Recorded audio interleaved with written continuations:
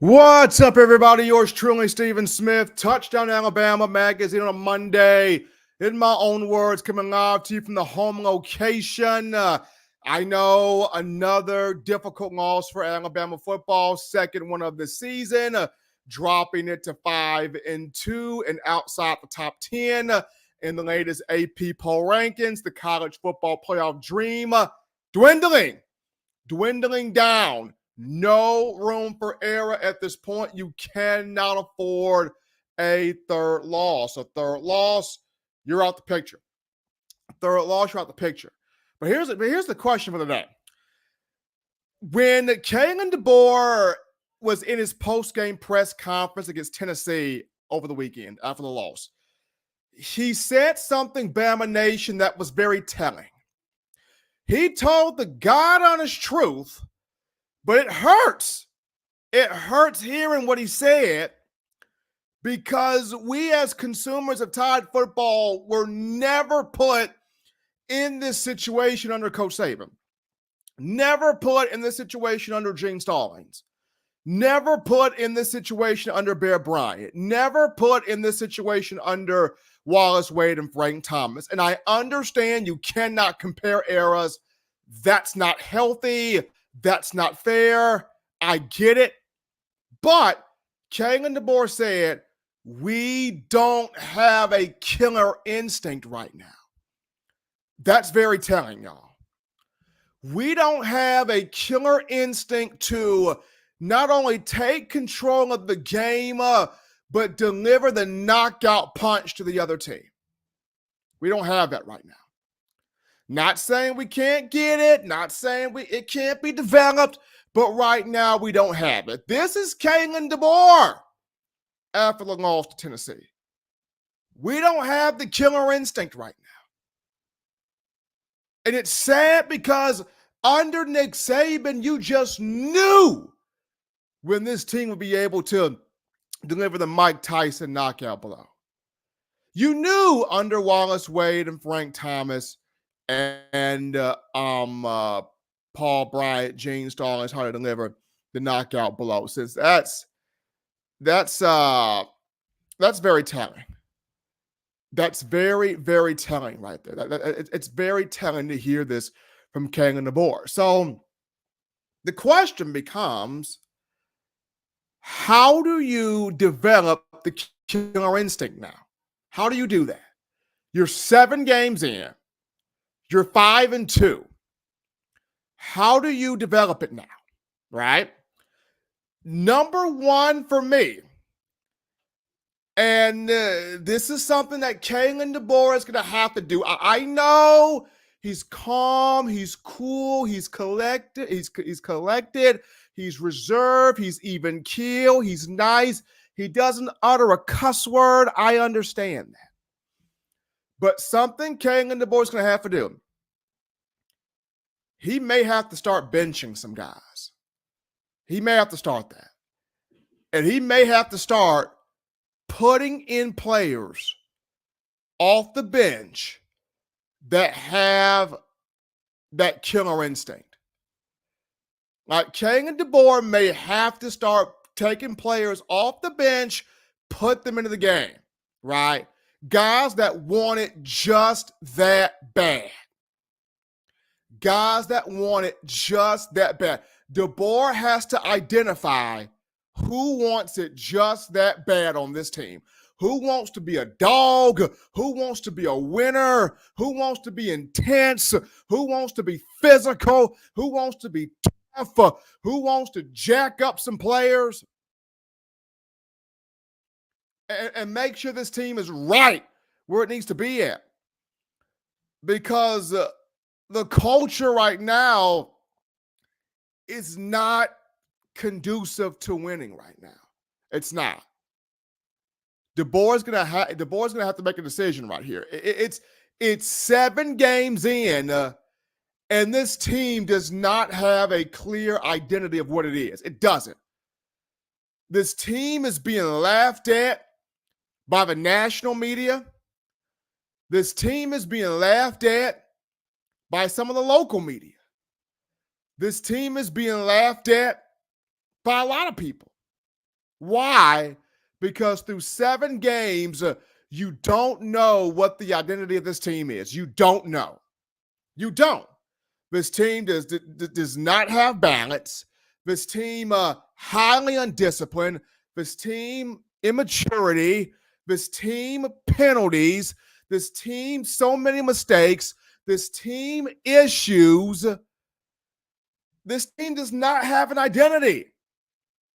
Like, we can't point to one aspect of this team that they really, really, really, really do well. We can't, there's not one right now that we can hang our hat on and say, this is Alabama. This is what we know Alabama does well. It's not there right now. It's not there. It's not there. You're not running the football, right? You're not running it with any discipline, with any commitment or any type of consistency. You are force feeding Ryan Williams, which you should not be doing that when you have other receivers on the team. Jalen Milroe, the last 3 games, has not played well, especially the last 2 back-to-back, has not played well. Defensively against Tennessee, Kane Womack did everything he could have done. Was the defense world beaters out there against the Vols? No, but they did enough. Malachi Moore pick, Jalen Mbakwe pick. You had a fumble recovery. Defense made plays. Tennessee was 1 of 5 on 3rd down in the first half. Dylan Sampson only had 35 yards rushing. Now, yes, Nico Iamaleava, if he would have hit some balls, but he didn't hit them. He didn't hit them. So defense did everything enough that it could do. And offense, you could not cash in all 3 turnovers? This is back-to-back weeks the offense has struggled. Back-to-back weeks.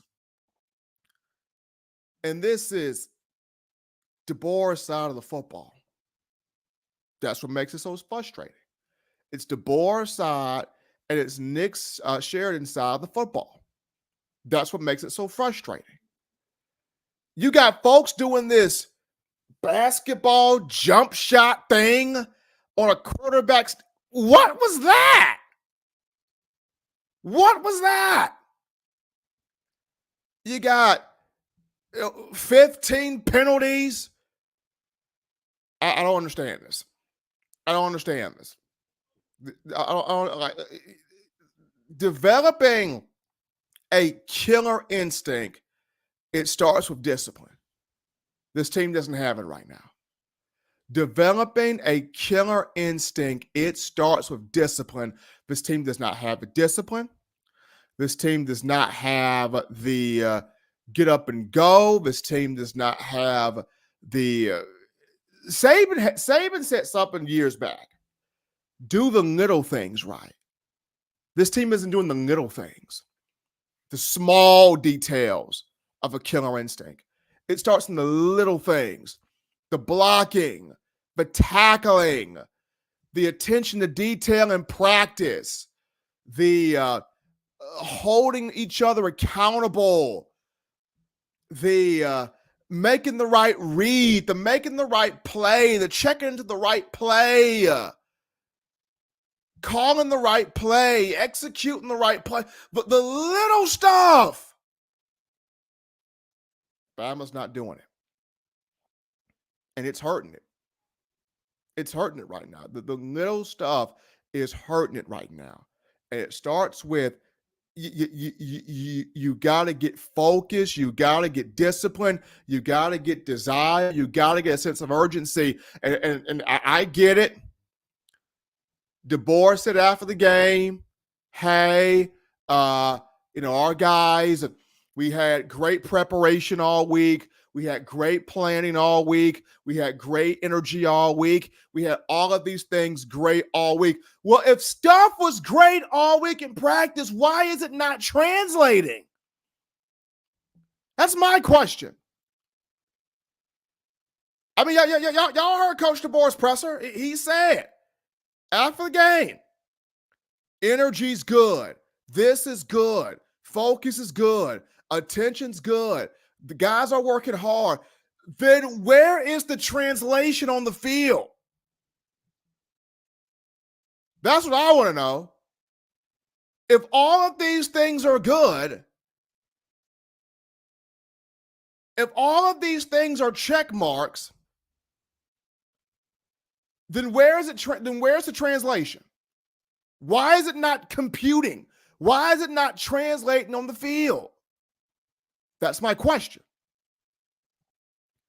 Some of this, yes, coaching, but some of this, yes, players. It's a mixture of both. It's a mixture of both. Killer instinct also starts with you got to have the right players policing this team. I go back to in years past, Alabama had players that their teammates were absolutely afraid of because if they didn't do their job, their teammates would flat jump them. I remember Marlon Humphrey talked about, and this was the 2015 week of practice, 2015 season, that week of practice leading up to LSU. Marlon Humphrey said, I had to give my all every day of practice prior to the LSU game because if I didn't, I would have to answer to Reggie Ragland. If I didn't, I would have to answer to Reuben Foster. If I didn't, I would have to answer to Jonathan Allen. If I didn't, I would have to answer to Ashawn Robinson. If I didn't, I would have to answer to Ryan Anderson. If I didn't, I would have to answer to Tim Williams. All of those guys would jump me. All of them. All of them. Bama had players at that time that really, truly kept order. Where are the players on this team that keep order? That's part of that killer instinct as well. Where are all those players keeping order? Bama's got captains on this team, but are they keeping order? Are they being listened to? That's my thing. That's my thing. Are they keeping? Are they being? Where's the order? That's my main thing. Killer instinct. It starts with order from the top down. Killer instinct starts with discipline, focus, intensity, toughness, physicality from the top down. We're not seeing it. We're not seeing it, and that's the problem. When Kalen DeBoer sat there after the Tennessee game and said, we don't have that killer, we don't have that instinct, we don't have the ability to deliver a knockout blow to our opponent, that's a telling sign that Alabama, it's not there. It's not there under DeBoer. And I feel like if it takes benching some players to get it there, you may have to do that. If it takes playing some younger guys to get it there, you may have to do that. If it takes some alterations to get it there, you may have to do that. I mean, if it takes missing the college football playoff to set this culture back right, so be it. If it takes missing the playoff to set everything right, I would rather have everything right than getting this playoff with this mess going on. I would rather miss the playoff but have everything right going into next year than to keep going on what's happening right now. That's all I'm saying. That's all I'm saying. You got to develop a killer instinct. You got to develop a killer instinct with this team. You got to turn it around. You got to turn it around right now because this Missouri game is the game where do you pick yourself off the mat or do you continue to let this thing fester and you drop this one, there's no playoff. This is the week. You got to pick yourself off the mat, Bama. I don't know how it's going to look like Kalen DeBoer for you. I don't know how, but you've got to pick yourself off the mat. You got to. Somewhere, a killer instinct has got to be developed. I'm going to leave it at that right now. We're going to go to some of your thoughts here. You guys are already in the chat line blowing up. Dale B, no, they can't. So Dale B is in here. Dale B not seeing the killer instinct where this team is concerned. Dale B also writes in, Roll Tide. Everybody, Roll Tide to you, Dale B. Baby 50. What's up, Stephen? What's up to you, baby 50? Jeremy Daly writes in, it's Ty Simpson time. You're starting to see that conversation come back. Is it time to put Ty Simpson out there? Is it time to throw Simpson? You're starting to see that conversation come back. Now, I like Milroe. I do. But he's been struggling these last few games here, couple of games here. There's been the rumor out there, well, he's been playing hurt. He got hit hard against South Carolina. Injury lingered there against Tennessee. How true this is, nobody from the coaches have released that kind of information. I know Tyler Booker spoke to the Next Round show via Jocks 94.5 in Birmingham saying that nobody's 100%, but that conversation is starting to kick back up from people. Is it time for Ty Simpson?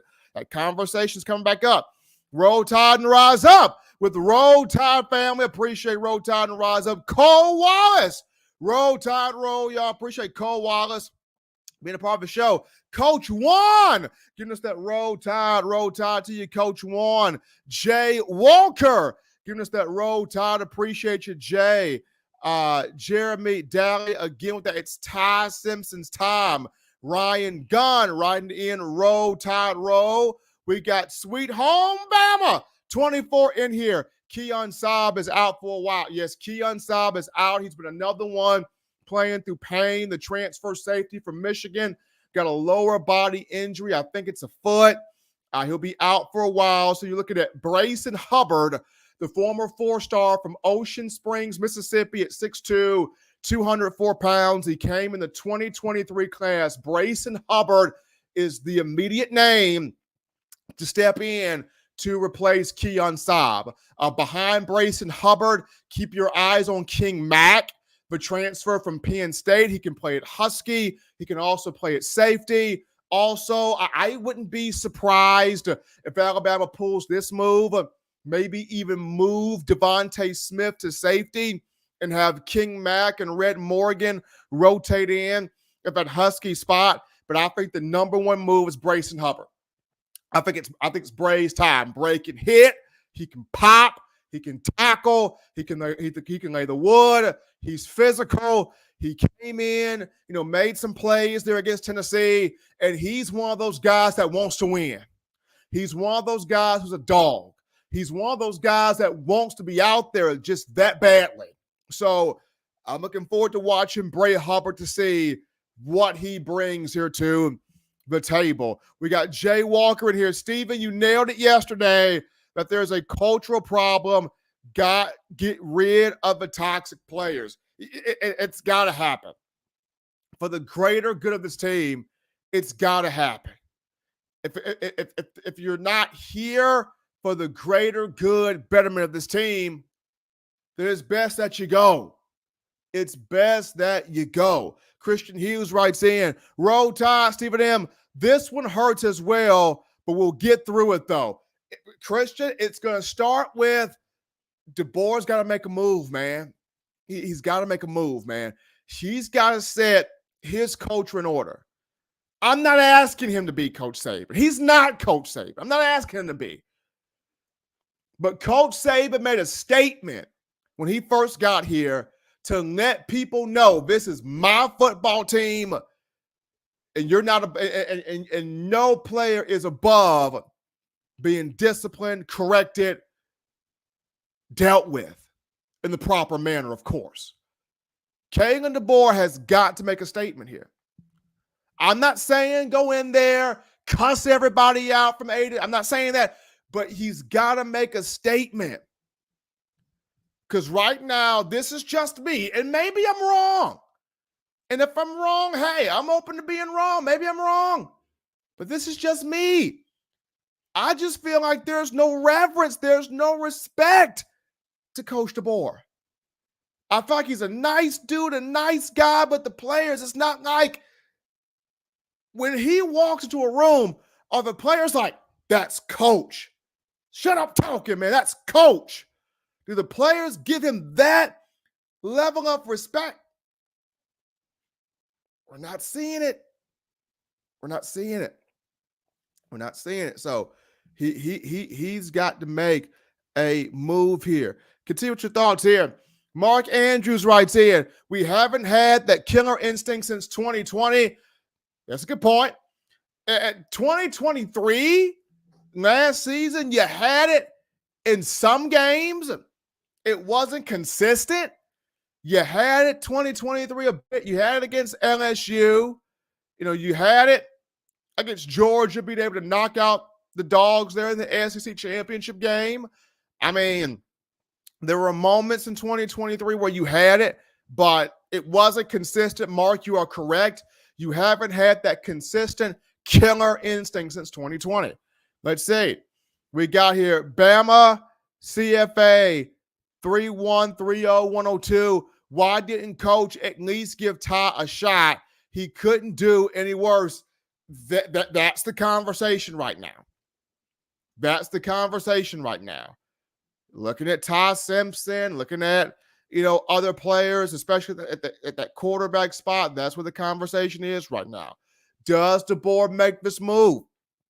We got to see, because as good as Jalen Milroe was against Georgia, and that was the best we have ever seen him look in his career, we would be wrong to say that there's not a problem. There's a problem. These last two games, there's been a problem. These last two games. The first 4 games of the season, Milroe has what? 1 interception? He's had 5 picks the last 3 games. 5. 2 against Vandy, 2 against South Carolina, 2 against Tennessee, and it cost him against Tennessee, and it nearly cost him against South Carolina if not for Damani Jackson at the end. So there's a problem. There's a problem. Neo writes in, there's no intensity. None. No intensity right now from this team. None. You're not seeing it. You're not seeing it. Let's go here. We continue with your thoughts here on the show. Scroll is back up. We got Bama Gump writes in, Roll Tide. Appreciate your Bama Gump. Be jamming in here, bro, with the Roll Tide. Coach Juan, you all right, bro? You all right, bro? We don't know how to dominate. Coach Juan, Bama doesn't know. And that, like I said, that was the most telling thing. Hearing Kalen DeBoer say, we don't have the killer instinct. We don't have it. But he goes, not saying we can't get it, but we don't have it. And for you as Bama fans, that hurts because you've grown used to that. You've grown accustomed to seeing your team have that mental edge, have that physical edge, have that coaching edge, have that preparation edge, to where it went out there on the field and it dominated every single time. I go back to something Mike McCoy mentioned on the Coach's Corner via Touchdown Alabama magazine. He was mentioning when he played back in 2009, that coaching staff had everybody so prepared. The players knew we were going to dominate every game because Saban, Kirby Smart, Jim McElwain, everybody on that 09 coaching staff had everybody prepared. Everybody was prepared. From top to bottom, everybody was super prepared. Alex Mangrum writes in, Bama has a quarterback problem. Here we go. That conversation coming back. Bama has a quarterback problem. Fans, do you feel this way? Do you feel Alabama has a quarterback problem? I'm asking you right now because that conversation has reared its head up. It's reared its head up. It came up last year, and we saw what happened. You know, Milroe got benched, South Florida game. Here comes Tyler Buckner mixed in with Ty Simpson. Milroe goes back in there against Ole Miss, shuts the thing to bed, plays good ball. But now here we go again. That same conversation of there's a change to be made at quarterback has reared its head up. Bama Nation, drop it in the chat. Give me something. Let me know. Talk to me. Do you feel like it is a quarterback problem? I'm not saying that it is, but I want to hear from you because you drive the content. You drive the conversation. How do you feel about this? Bama Gump writes back in. These kids at Bama are spoiled. He comes back. Take away the arcade. That's Bama Gump writing in right there. Ryan Gunn writes in. This team is as soft as strawberry jam in July. Wow. This team is as soft as strawberry jam. Ryan Gunn in here. Let's see. JJ believes the issues were there in the beginning on both sides. Bama Gump, pre-snap penalties are mental errors. They are. Pre-snap penalties, false starts, offsides, all of those things. But what are also mental errors? The unsportsmanlike penalties. Unnecessary, unsportsmanlike. Those are necessary too. And coaches tell their players, you don't retaliate because the official never catches the first guy, but they almost always catch the guy that retaliates. That's officiating. We would love for officials to always catch the guy who starts it, right? We would love for the guys in the pinstripes to catch the guy who starts the mess. But that never happens. They always catch the guy that retaliates. That's what they do. That's what the officiating staff does. And for Alabama, you got to be more disciplined. If after the play you got somebody coming at you, barking at you, messing with you, coming at you, let that mess go. Walk from that. Don't sit there and get a 15-yard bonehead unsportsmanlike penalty. It kills a drive. It kills it hurts you. You don't do that. You don't do that. Unsportsmanlike penalties are mental errors as well there, Bama Gump. But I do agree with your point there. Coach Warren writes back in, force-feeding Ryan Williams the ball, offensive coordinator running the quarterback too much, no discipline on the entire team. You're force-feeding Ryan the ball too much. This goes back to 2014 in a sense of, remember Blake Sims. For as much as we will forever appreciate him, and Blake was my guy, and Blake still is my guy, there were so many times in 2014 he forced the ball to Amari Cooper. It was like, I don't trust anybody but 9 with this football. DeAndrew White, highly talented, highly capable. Christian Jones, highly capable, right? But it's like, if I can't get it to 9, do I even throw the ball? And this is what's happening with Jalen Milroe. When he gets into a state of panic, it's all I can throw to is Ryan Williams. You got Jeremy Bernard. You've got Kendrick Law. You've got Kobe Prentice. You've got Emmanuel Henderson. You've got Cole Adams. You've got Caleb Odom. You've got several tight ends. Ryan Williams is amazing. He's incredible. But you don't force feed him the ball. You get others involved too. That's a problem. I don't know if Nick Sheridan is allergic to using our Bama's running backs. He'll run Milroe on some quarterback looks. Of course, Milroe didn't run much at all against Tennessee, but it's like Justice Haynes and Jam Miller, you got two of the best in the country, definitely two of the best in the SEC, and you're not trusting them with the football? What is the problem? Jam Miller clearly has the hot hand.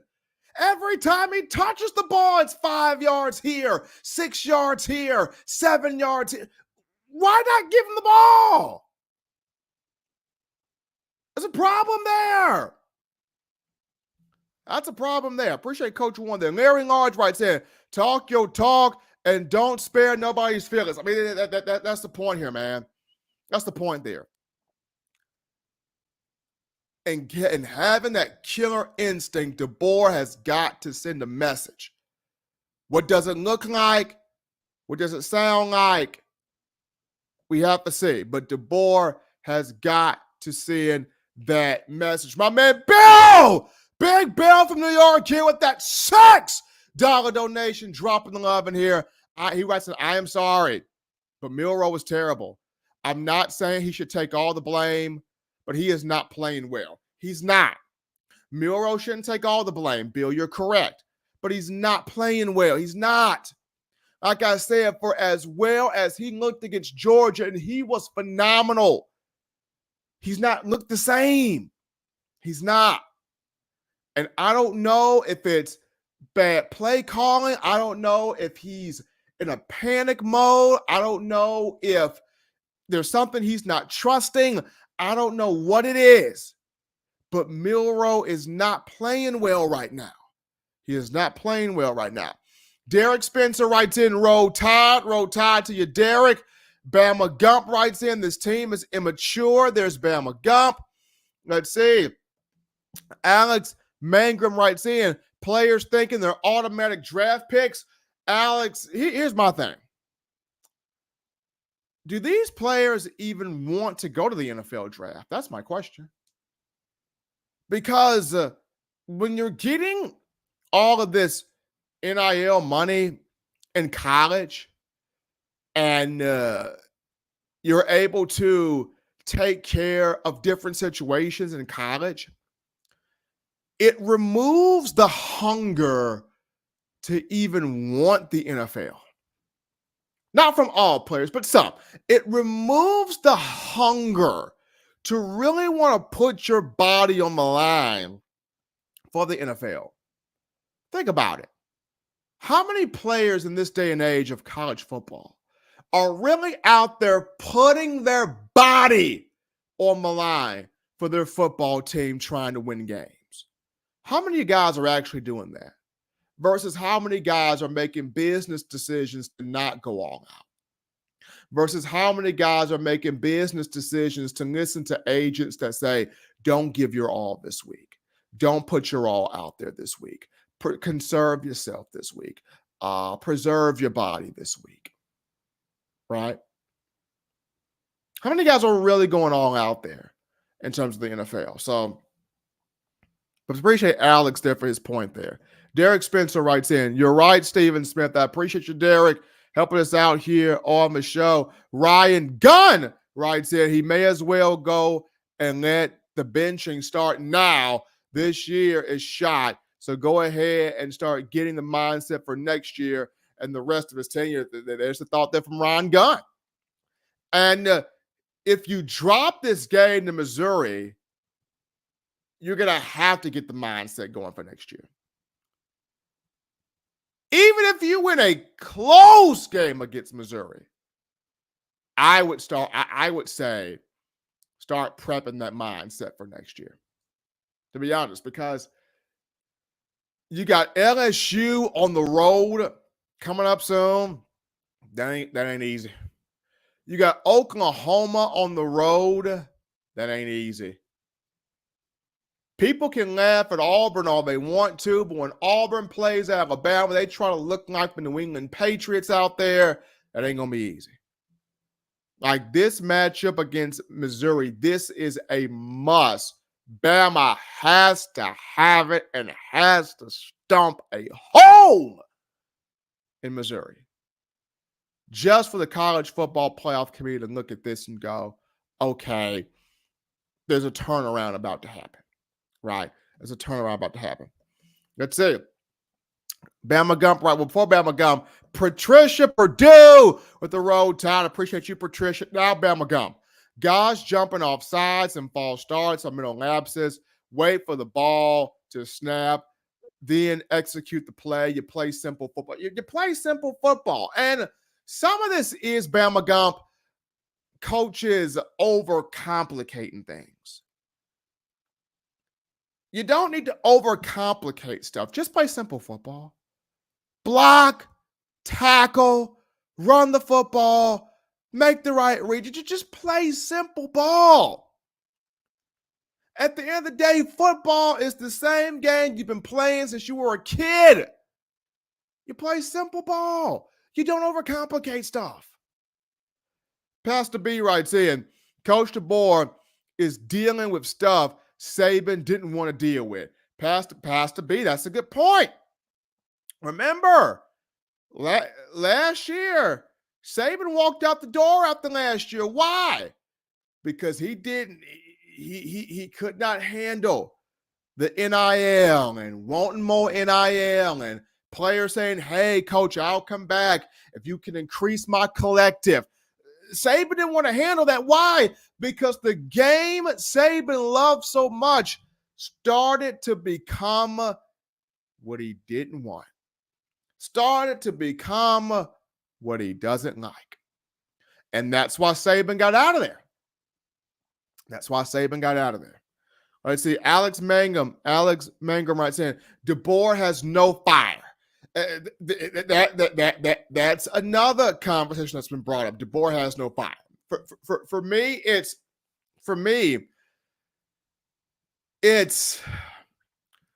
we've seen DeBoer get upset on the sideline a couple of times. We saw it against Georgia. We saw it against Tennessee. But is he like that in practice when we as the media, we're not out there? Is he like that in practice? No. At least I don't think he is. Is he like that in press conferences showing that fight? No. So for me, we don't know, and I don't know what a fiery DeBoer looks like. I know what a fiery Nick Saban looks like. I covered it for 17 years. I know what a fiery Nick Saban looks like. I don't know what a fiery DeBoer looks like. So I'm in this wait and see, just like you, the fans are. And I know it's frustrating. It's difficult. Y'all don't like it. But I'm in the same boat as you guys in this wait and see. Coach Warren writes in, identity is undisciplined. Yes, the identity. Being undisciplined, playing sloppy, not being consistent. That's the identity right now. And if that's the identity that keeps going, then Bama will go 8-4. If that's the identity that keeps going, Bama can find itself at 7-5. If being undisciplined, if being sloppy, if not being prepared enough, if having great energy stuff in practice and it not translating to being dominant on the field, if this continues, but all of those people that say it preseason, Obama's going to go 8-4. Obama's going to go 7-5. And we laughed at those individuals. They're going to end up being flat right. They're going to end up being flat right. if there's no change quickly, they're going to end up being flat right. Roll Tide and rise up. Cut the music at practice. Stop the celebrating in the end zone. Get rid of the ice cream truck and have practice in the heat. He started soft. I'm going to say this.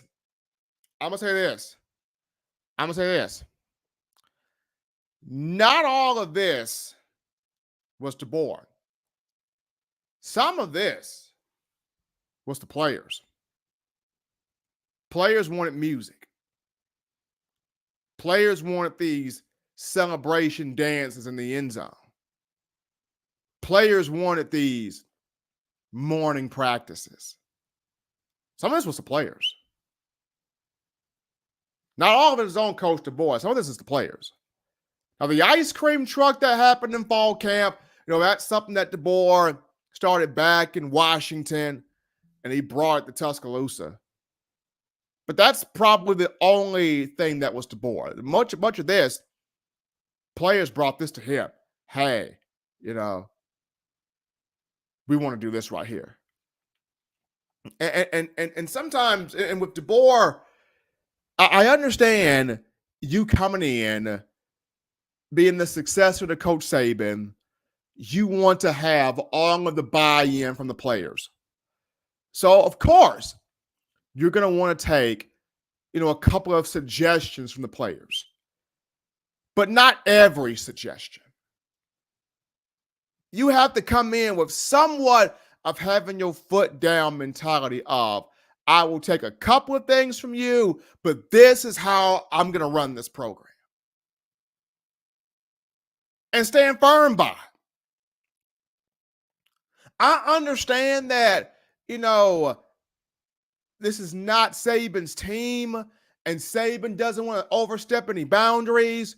And Saban said, hey, DeBoer has to do it his way. But if I was Coach DeBoer, I would go to I'll go to Nick Saban. Saban, how did you do it? Saban, I heard that, you had personality tests on your team that tapped into the psychological, the mental of these players. Saban, how did you do it? If I was DeBoer, I would go to Saban, Coach, teach me. Saban, how did you do it? How did you handle it? I know I can't be you. I'm not trying to be you, but I need some advice right here. How did you do it? What did you do that I may implement a little bit that it may help me?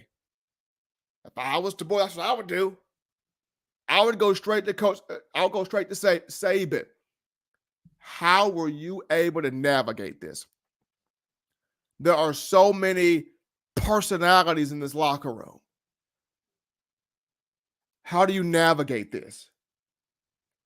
There's so many egos in this locker room. How did you navigate that? If I was DeBoer, I would be going to Saban for advice. Mr. G writes in, never so disappointed in any team, 97, 2000, 2003, as much as this one. Entitlement, bad play calling, penalties, classless reactions to losing, and a hot dodging it when they score. Man, it is. You as the fans are letting everything be felt right now. And I mentioned this before. You are a diehard Alabama fan. You have an opinion. You have a thought.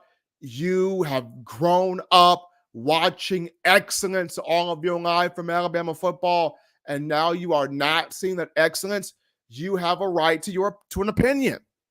You have a right to state your thoughts and your views. And we welcome all of these things right here on In My Own Words. We encourage conversation. I encourage conversation. Am I right on everything? Absolutely not. But I disperse the information and we can have full-on dialogue on what y'all think and how y'all feel. James Knox writes in, 4+ seasons, old issues, Stephen. You still got old issues. Penalties are still an issue. Not having the balance you need to have in the run game is still an issue. Not having those guys that really police the team is an issue. Still issues here. And there are issues that need to be solved. Let's see here. Bama Gump writes in, penalties, getting behind the schedule doesn't help. Yes, to open the game against Tennessee, I think it was 1st and 20 or 1st and 25 where you had 2 penalties to open that game. You ended up with 15 of those. And I know some people say, but Steven, the officials, they didn't call a fair game. They missed some calls against Tennessee. And they did. And rightfully so. But at the same time, if you are Alabama, you don't beat yourself with penalties. You don't. There were moments, Alabama could have literally blown Tennessee out. They kept Tennessee alive and in the game with penalties. There were 3rd downs. Alabama's defense could have gotten off the field. What happened? Penalty. Gave Tennessee life. There were moments Alabama's offense on 3rd down and manageable gets the 1st down. What happened? A penalty. Play gets called back. You replay the down. You can't convert. You got to punt the football. A drive is killed. You can't have that. William Morris writes in, maybe if they stop concentrating on this lank nonsense and cut down on the ice cream truck, we will look okay. Well, and it's crazy how I understand lank. Let all naysayers know. It's cool on a t-shirt. It's cool as a slogan. It's even cool for it to have for branding and to have a documentary off of it. But when does lank become real? When does let all naysayers know become real? To where you're literally on the field letting everybody know every single week, cracking skulls in, lighting people up. When does that become real? When does that become not just a t-shirt slogan with the script A in the middle? When does the script A go back to playing for the love of your team, the love of your program, the love of your brother, the love of wanting to be excellent, and the script A no longer being used but for just a branding mechanism? Because that's what the script A is looking like right now. It's looking like a branding Indeed.com resume mechanism. And it's sad. It's sad. Script A on your chest should mean something. It should mean I'm playing for the mecca of college football. I'm playing for the University of Alabama where those legends are made, not for, or I'm just going to get as much NIL as I can and make this just off of branding. Just saying, when does lank become real? When I get off this bus, I'm making the other team, I'm letting them know. When is that real? When does that, when I step in between these lines, everybody gonna feel the pain I'm gonna put at them? When does that become real? That's all I'm saying. Let's see here. We continue with your comments here. We got Alex Mangrum writing in. Defense is always tired because of our quarterback causing 3 and outs or negative yardage every single time. Yes, when you don't have balance offensively. Yes, when you have constant 3 and outs. It does tire your defense. Let's go, my man Waylon, Godfather of the SEC, with that $4.99 in the super chats and giving us that sticker right there. You guys have been writing in. I appreciate that. Every last one of y'all writing in.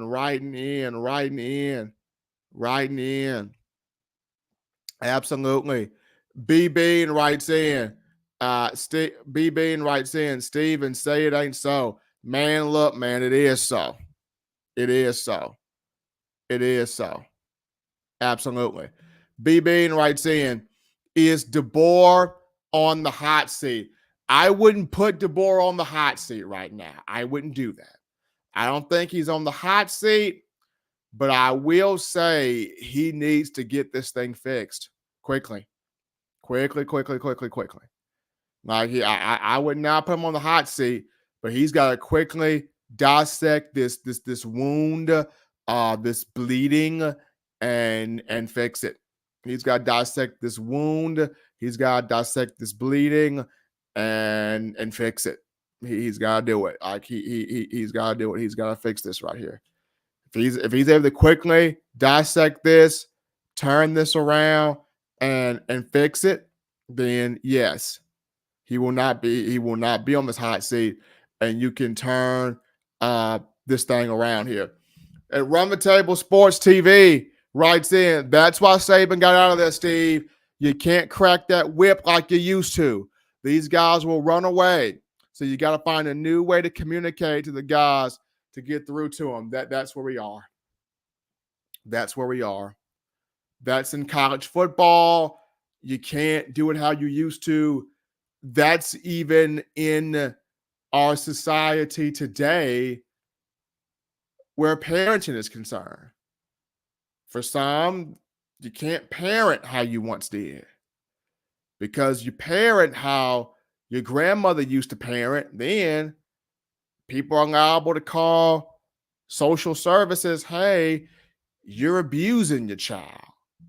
Like, this is how it is now in college football. You can't coach the way you want to coach now, because the way you want to coach now, it's too hard, it's too much, it's too difficult. You're hurting the player. It's all about catering to the player now, and that's really hurting the coaches that want to coach. That's really hurting the coaches that want to be able to run their program the way they want to, where they need to. Appreciate all of you guys writing in. Andre Baraka writes in that 2009 staff was crazy, was scary. That 2009 staff was scary. You want to know why? That 2009 staff wasn't scared to coach where they need to coach. Like, those assistant coaches in 2009 were so afraid of Saban coming down their neck that they made sure the players were in line before Saban jumped down their neck. It was a chain of true command at that point in time. It was a chain of true command from Saban on down. And we're not necessarily seeing that as of right now. B Bean writes in, is DeBoer a fish out of water in the SEC? You can say that. I mean, he left Washington to come to the SEC. He leaves the Pac-12. And I'm pretty sure DeBoer's thinking, hey, it's not going to be as bad. It's not going to be as tough. It's not going to be as difficult. It can't be that challenging. And when he comes in here and he's like, whoa, this is different. From the heat to the tonality to the expectation, it's all different. It's all different. Playing in this conference, it's all different. And I'll say this. Nice guys don't necessarily win in this conference. They don't. You got to have some meanness, for lack of a better term, buttholeness to you in this conference. You got to. Saban wasn't no candy striper in this conference. He's a 6-time national champion at Alabama, 7 times overall.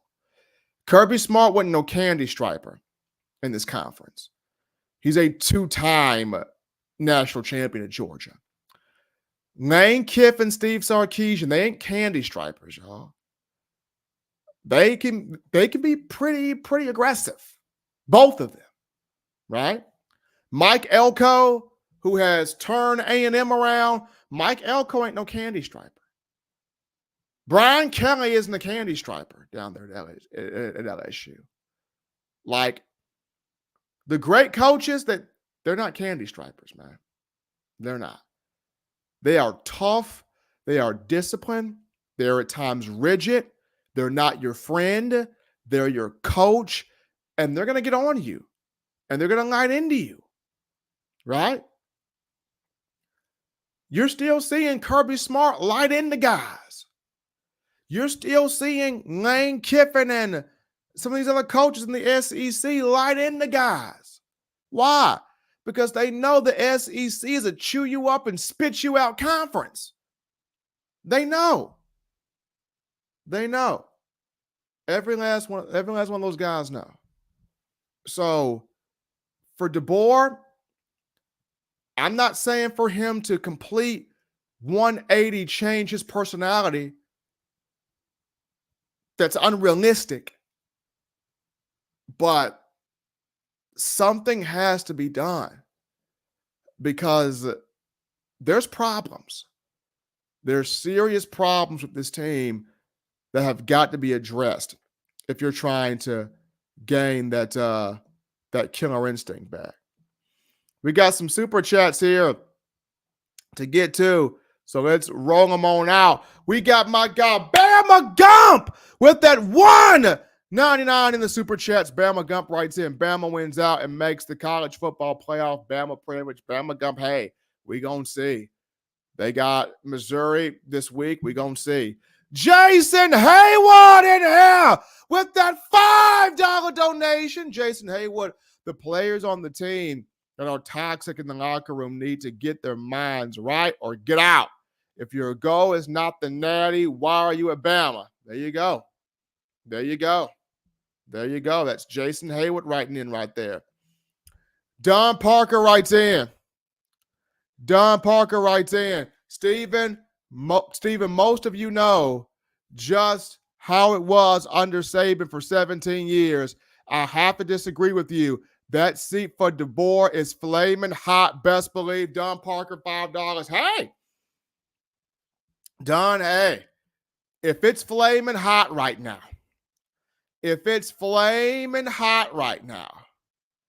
then he's got to solve this Saturday. The start of it has to begin Saturday.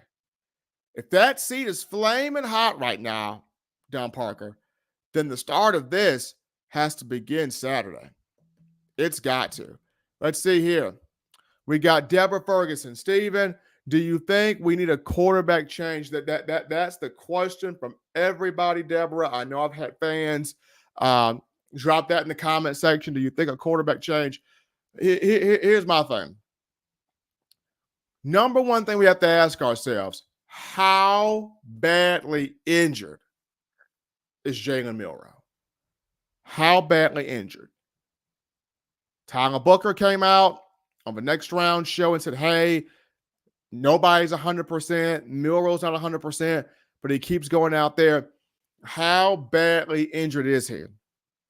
Because if the injury is enough to where it's limiting him from playing his best ball, then you may need to go to Simpson. If the injury is limiting him, if it's that bad, you may need to go to Simpson. You may need to go to somebody else. But if there is no huge injury, and if there's no huge injury, I would look at Milroe that first half against Missouri. And if he struggles that first half against Missouri, then I go Ty Simpson. If he struggles that first half against Missouri, then I go Ty Simpson. And by struggling that first half against Missouri, I'm referring to Alabama can't move the football. Alabama can't score points. Alabama's offense can't do anything. Struggling against Missouri, I would say if this Alabama offense looks like it did that first quarter against Tennessee, that first half, where it could only score 7 points. And it got multiple opportunities, several opportunities to put the game away, yet it only scored 7 points. Quarterback change happens if Alabama cannot move the ball and be successful early on against Missouri. But, folks, got to appreciate all of you guys for your thoughts, your conversations here on today's show, on tonight's show from the home location. In my own words, yours truly, Stephen M. Smith of TDA. As always, you want the best in news, notes, information, coverage on your favorite program. That'll be in the Crimson Tide. You can get this by accessing the Touchdown Alabama magazine app. You download the app from the iPhone App Store. If you're rocking Team Apple, Google Play Store. If you got the Android phone for your audio needs, check us out, iTunes or Apple Podcasts, Spotify, Stitcher, Spreaker, TuneIn Radio, Overcast.fm, iHeartRadio, Google Play. We got you covered right there. The good and gracious Lord sees fit. I'll try to be back on Wednesday, continuing the conversation that is Tide football. Also, Bama Nation, if you haven't done so, hit that subscribe button. Subscribe to touchdownalabama.com. Do it right now. Subscribe to touchdownalabama.com. Pick you up that subscription today to get all of your Bama football in the palm of your hands there. As I want to appreciate all of you guys for writing in, for texting in, for commenting in the YouTube chat line, for your donations here on the show. We appreciate that. Until next time, folks, husbands love your wives. Wives appreciate, value those husbands. Children, you continue doing the right thing, fun thing, smart thing, good thing, legitimate thing to not be bored there. You get yourself those 3 hearty meals a day, those 3 great laughs a day. You protect yourself. You protect the loved ones around you. Till next time, folks, I'm your man, Stephen Smith, and you've been listening to In My Own Words.